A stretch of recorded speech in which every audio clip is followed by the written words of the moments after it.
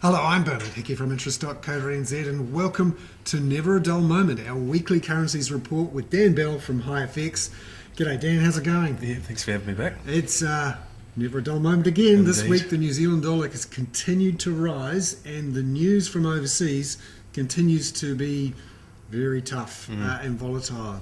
Tell us firstly about the rise in the New Zealand dollar. Why is it rising when there's so much bad news coming from the rest of the world? Yeah, indeed.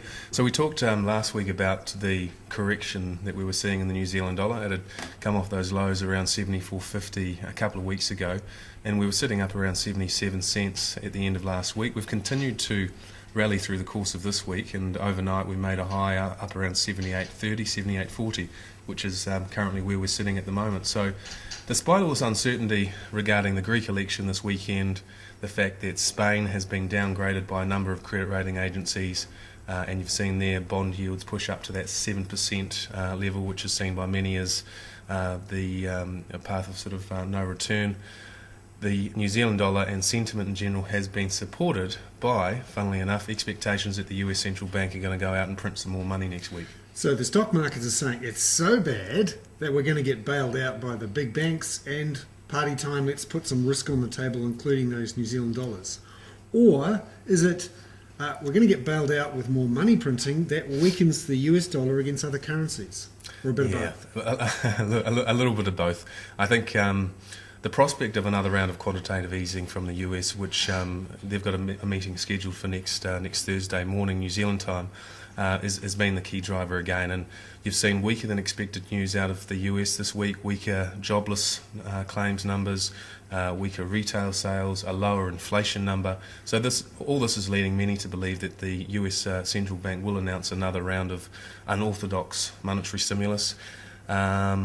But also I think leading up to this Greek election, we've seen a lot of the extreme positioning from the last few weeks reverse. So a lot of people were expecting Europe to implode and the world to fall off a cliff. So the positioning in the euro dollar, for example, was at record short. So we had record short positions against the euro.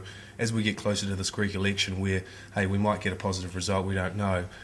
A lot of those positions have been reversed and people are taking or at least squaring up their positions against the euro, which has given the New Zealand dollar a bit more support against the US as well. So we're all gathered on the edge of the cliff, but we've put the pitons into the rocks behind us and we're looking over at this Greek election.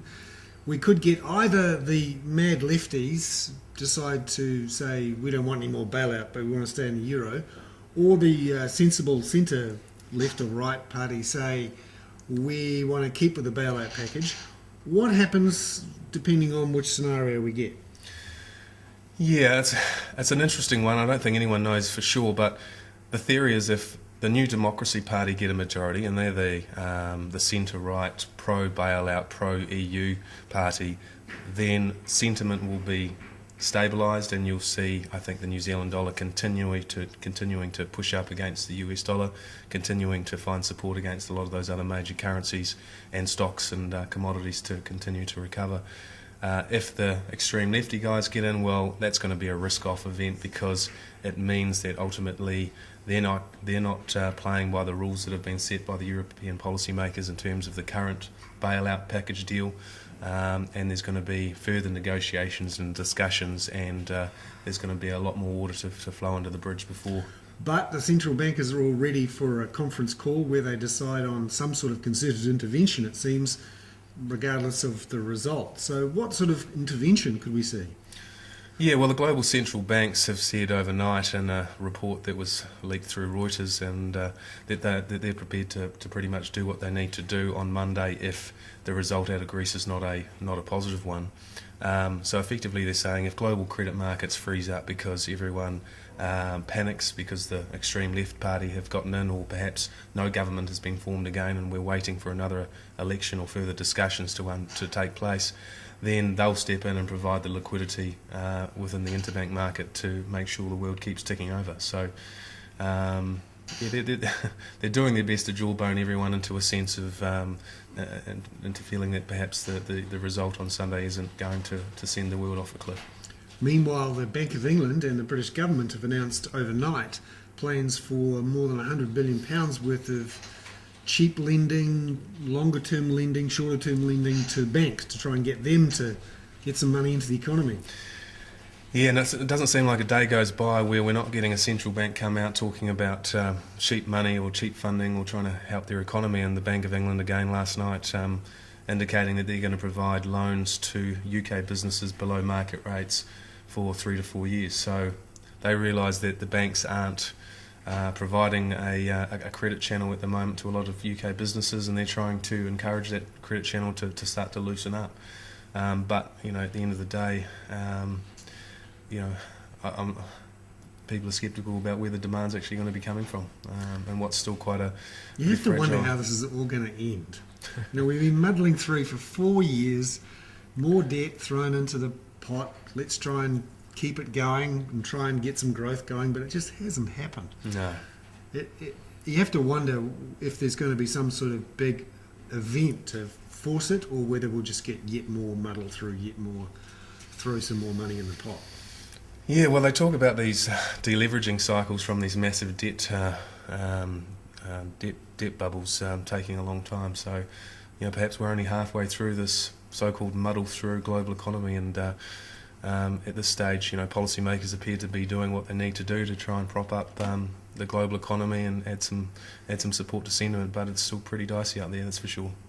Now let's look at the chart. So the New Zealand dollar has obviously over the last few weeks bounced from that 74 to 78 cents or so. Mm-hmm. What sort of support levels and resistance levels are we looking at for the currency? Yeah, so now we've got pretty strong support in the New Zealand dollar around 77.5, and resistance at 78.50 initially, but 79.80 to 80 cents I think is going to be a bigger level. So a positive result on Monday morning from the Greek election may well see the New Zealand dollar climb all the way back up into the high 79s. 80 cents is looking like a bit of a stretch, but could easily see that trade up another 1.5 cents from where we are at the moment. And against the euro, where there's some talk that people are even getting nervous about German bonds, and this could take the euro down. But the New Zealand dollar against the euro still looks pretty strongly. Yeah, I mean, we've had a pretty strong recovery against the euro after dropping down under 59 briefly, and that drop there was really about the potential contagion effect of the European debt crisis a few weeks ago, and we've seen that reverse since then. So there's been talk about the market getting a little bit, reassessing the whole safe haven aspect of German bonds, and the German bond market has been one of the most popular bond markets in the world lately. Their 10-year yields are down at sort of 1.5, 1.6%. But some are starting to question if this whole European debt crisis continues to rumble on, well, Germany's going to have a bigger part to play in it, and they're going to have a bigger burden going forward. So perhaps Germany doesn't deserve that AAA rating which they've got.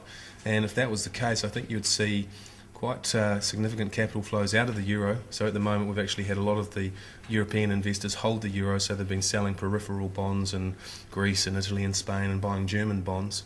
However, if Germany was to be downgraded, then you're going to see a flight out of the euro, which could see significant weakness on the euro versus all major currencies, and that's where obviously the US dollar continues to benefit from its safe haven status. So you could see the New Zealand dollar strengthen against the euro.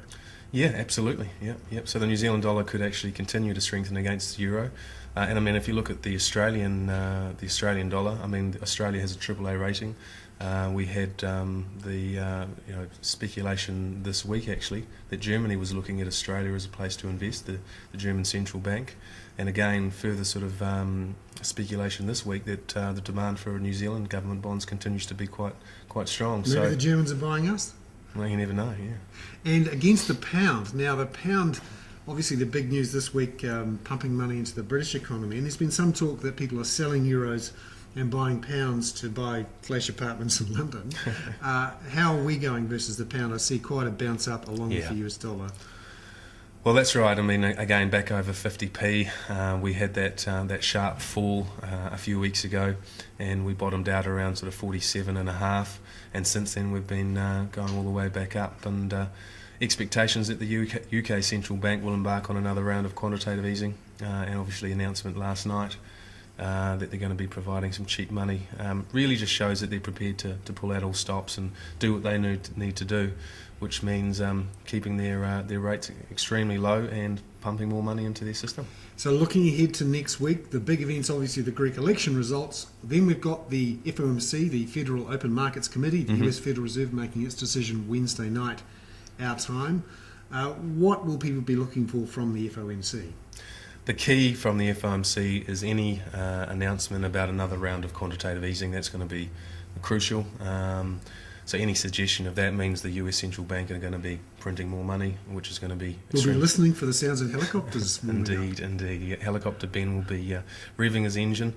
And so that's going to be very, very closely watched.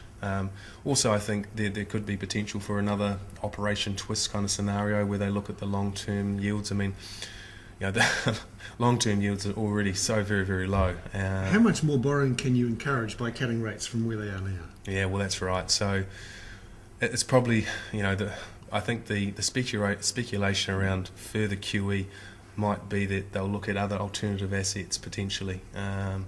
So that means... Buying stocks? Wow, who knows? Buying stocks. I mean, they've been, the speculation that they might start buying more sort of mortgage-backed security type assets and the like. So keep an eye on the Fed on Thursday morning. I've got a Toyota Corolla they could buy. Now, looking at the New Zealand GDP numbers for next week, we'll get a sense of how the New Zealand economy's trending. Yeah, these are historical numbers, but it's always worth having a close look at those. So those are on Thursday. We also get the current account numbers out of New Zealand next week, so on the local front we'll keep an eye on those. But it's all about Greece, so watch the headlines on be about Monday morning, 4 a.m. New Zealand time. And everyone will be starting to trade in New Zealand time, in theory. Well, that's right. New Zealand is officially the first market to open in the world, so we could have quite a busy Monday morning ahead of us. That's right. Welcome into the rest of the world. You can trade away at your heart's content. Okay, I'm Bernard Hickey. That was Never a Dull Moment, our weekly currencies review and outlook with Dan Bell from HiFX. I'm Bernard Hickey for interest.co.nz.